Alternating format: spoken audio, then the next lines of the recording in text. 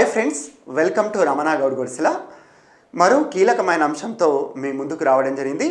నా main intention ఏంటంటే రానున్న అటు కేంద్ర ప్రభుత్వం నిర్వహించే వివిధ పోటీ పరీక్షలతో పాటు ఆంధ్రప్రదేశ్ మరియు తెలంగాణ రాష్ట్ర ప్రభుత్వాలు నిర్వహించే అన్ని పోటీ పరీక్షలకు ఉపయోగపడే విధంగా మోస్ట్ ఎక్స్పెక్టెడ్గా భావించే ఒక 100 టాపిక్స్ పైన వీడియోలు చేయాలని అనుకుంటున్నాను.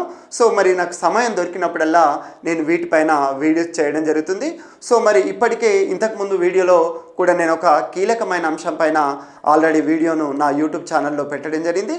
సో ఈరోజు మరో కీలకమైన అంశం, ఈరోజే ఇది 2వ టాపిక్ అని చెప్పొచ్చు. నాకు వీలున్న ప్రతి సందర్భంలో నేను ఈ ఎక్స్పెక్టెడ్ ఏరియాస్ పైన వీడియో చేయడం జరుగుతుంది. మన మెయిన్ ఇంటెన్షన్ 2024, 2025 ఈ 24-25 సంవత్సరాల్లో జరిగిన అత్యంత కీలకమైన అంశాల నుండి మాత్రమే ఈ వీడియో చేయడం జరుగుతుంది. సో మరి నా వీడియోస్ని మీరు ఆదరిస్తారని మనస్ఫూర్తిగా ఆశిస్తున్నాను. మరి మన టాపిక్ ఏంటంటే 5 భాషలకు ప్రాచీన భాష హోదాను కేంద్రం కల్పించిన విషయం మనందరికీ తెలిసిందే. మరి ఏ భాషలకు ఈ ప్రాచీన భాష హోదా కల్పించడం జరిగింది, ఇప్పటి వరకు ఎన్ని భాషలకు ప్రాచీన భాష హోదా దక్కింది, అసలు ప్రాచీన భాష హోదా దక్కాలంటే ఆ లాంగ్వేజ్కి ఉండాల్సిన చరిత్ర ఏంది, ఈ అంశాలపైన మనం మాట్లాడుకుందాం. అసలు ఫస్ట్ ఏ లాంగ్వేజ్కు ఈ ప్రాచీన భాష హోదా దక్కిందనే విషయాలపైన మనం మాట్లాడుకునే ప్రయత్నం చేద్దాం. సో ఇప్పుడు మనం స్టార్ట్ చేసుకుందాం. రైట్స్, 2024 2024 అక్టోబర్ 3న జరిగిన క్యాబినెట్ సమావేశం 5 భాషలకు ప్రాచీన భాష హోదాను కల్పిస్తూ ఆమోద ముద్ర వేయడం జరిగింది. సో మరి ఆ 5 లాంగ్వేజ్లలో ఏ లాంగ్వేజెస్ ఉన్నాయో ఒకసారి మనం పరిశీలిస్తే 1 మరాఠీ, 2 బెంగాలీ, 3 పాలి, 4 ప్రాకృతం, 5 అస్సామీ.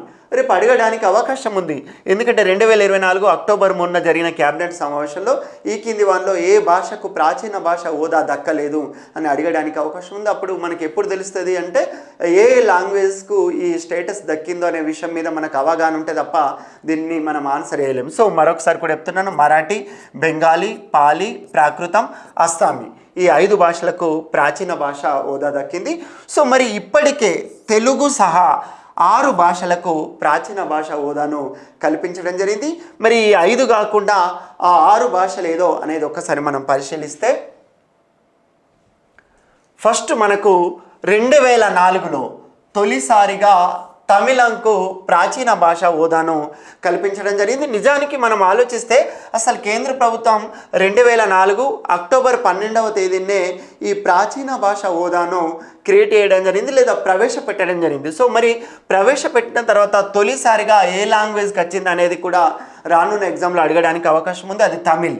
ఇక 2005లో సంస్కృతం, 2008లో తెలుగు మరియు కన్నడ 2 లాంగ్వేజెస్ కలిసి 2008లో ప్రకటించడం జరిగింది.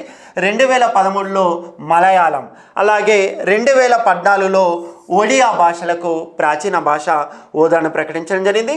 సో 1, 2, 3, 4, 5, 6 ఇవి 6, అంతకుముందు 5 మొత్తం కలిసి మనందరికీ తెలుసు. ప్రస్తుతం మన దేశంలో ప్రాచీన భాష హోదా కలిగిన భాషల సంఖ్య 11కు చేరడం జరిగింది. ఒక్కోసారి ఈ కింది వాటిలో ఏ భాషకు ప్రాచీన భాష హోదా లేదు అని అడగడానికి కూడా స్కోప్ ఉంది. సో మరి 11 లాంగ్వేజెస్ ఉన్నాయి కాబట్టి ఖచ్చితంగా ఈ 11 లాంగ్వేజెస్ పైన కాన్సన్ట్రేషన్ చేయాల్సిన అవసరం ఎంతైనా ఉంది. మరి ఒక్కసారి మనం బ్రీఫ్గా అసలు ఒక లాంగ్వేజ్ భాషకు ఏ లక్షణం ఉంటే ఈ ప్రాచీన భాష హోదా దక్కుతుంది, ప్రాచీన భాష హోదా దక్కితే కలిగే బెనిఫిట్ ఏందనేది ఒకసారి మనం పరిశీలిస్తే, మనం ఒకసారి చూడండి.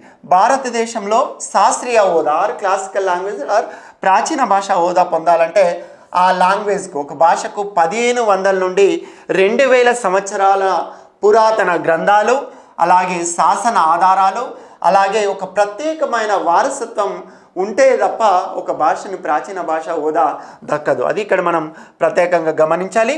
మరి నేను ఇంతకుముందు చెప్పినట్టు ఏం బెనిఫిట్ ఏందనేది ఒకసారి మనం పరిశీలిస్తే, ఒక భాష సాంప్రదాయ లేదా శాస్త్ర భాషగా ప్రభుత్వం నుండి గుర్తింపు పొందితే దానిపైన అధ్యయనాలు, స్టడీ, అలాగే దాని పరిరక్షణకు ప్రోత్సాహం అందించడం జరుగుతుంది. సో దానిపైన కృషి చేసే వాళ్ళకి రచయితలను ప్రోత్సహించడం, అలాగే పబ్లిష్ చేయడం, దానికి సంబంధించిన మీటింగ్స్ కండక్ట్ చేయడం, ఆ భాష పైన చర్చించడం, ఇటువంటి అంశాలపైన విస్తృతంగా జరుగుతుంది. మరి ఇక ప్రతి ఏటా ఆయా భాషలకు సంబంధించిన పరిశోధనలు, బోధన, అలాగే అధ్యయనాలు జరిపినందుకు 2 అంతర్జాతీయ అవార్డులను సైతం ఇవ్వడం జరుగుతుంది. సో ఇది ప్రాచీన భాష హోదా.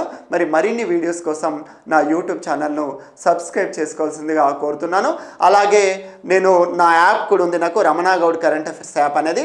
అందులో 1000+ మోస్ట్ ఎక్స్పెక్టెడ్ జనరల్ స్టడీస్ నుండి ఏరి కోరి ఒక 1000 ప్రశ్నలు, అంటే మనం జనరల్గా నంబర్ పరంగా 1000, ప్రతి ప్రశ్నకు కొంత వివరణాత్మక సమాధానాలు ఇచ్చిన కాబట్టి ఒక 2000 నుంచి 3000 ప్రశ్నలు ఉండడం జరుగుతుంది. సో అది నా యాప్, అది ఫ్రీ కాదండి, అది 99 రూపీస్కు 99 రూపాయలకు ఉంచడం జరిగింది. సో మరి అది కూడా మీ రానున్న మీరు రాసే పరీక్షల్లో ఉపయోగపడాలని మనస్ఫూర్తిగా ఆశిస్తున్నాను. So all